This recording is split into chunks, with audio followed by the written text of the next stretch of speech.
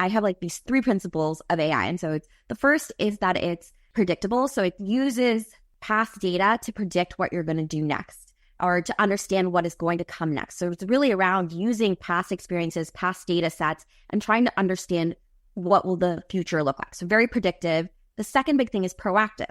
It looks at that past data, it looks at this future potential outcomes, and it understands how to get to those outcomes, how to get those outcomes to be achieved. And so proactive and try to get things done based off past data. And then the last one is personalized. It uses your personal data to understand what future steps will you take? What are your preferred outcomes and how would you get to those outcomes personally? That is what AI is trying to do. It's trying to take this data, it's trying to take your data, and it's trying to understand how to get to future outcomes from there. And so every time you see a tool, that's how you should be thinking about it. And in terms of the future of AI, I think it's really important for everyone to become AI literate, which just means learning how to use AI in whatever you're doing for life and work, because AI is going to affect every industry, every job, every role.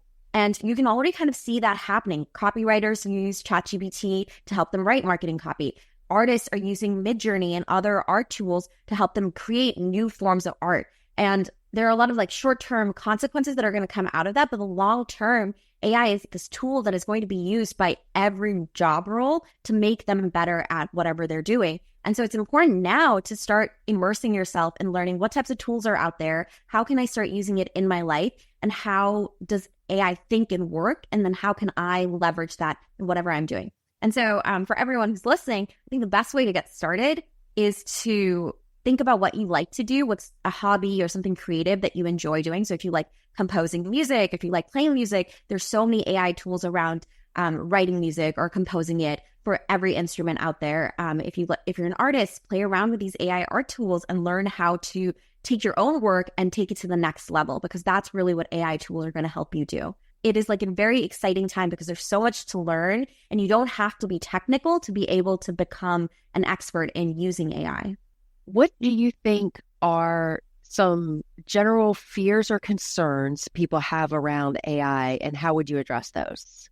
I think there are many, and I think they're all very valid concerns. The first one is the jobs that AI will take. In the short term, I think there will be consequences around certain jobs being replaced by AI, but I think in the long term, I'm very optimistic because AI is just going to open up more job opportunities, more roles that we can't even foresee today. It's very much like the Industrial Revolution, where certain jobs left, but so many more opened up in the long term. And so I see that as a short-term concern with AI, but a long-term, very optimistic thing. A second big concern, I think, is really, of course, around security and privacy. And I do think the government needs to be involved in that conversation around how do you regulate the security tools and encryption and what data sets companies are using. And I think most governments realize how important it is to have regulation, but also have enough bandwidth to allow for innovation. And so I think that is also a short-term concern, but one that is actively being worked on and is well known. And the third one is bias. There's a lot of bias in AI tools because it's so based off past data. And past data really matters, like what you're feeding into an AI technology. And so a lot of the data can be very biased towards a certain demographic, or it can be very biased towards a specific way of thinking. And so it's really important to be doing audits around this AI technology that's being built out and checking, like, is this a diverse sample set?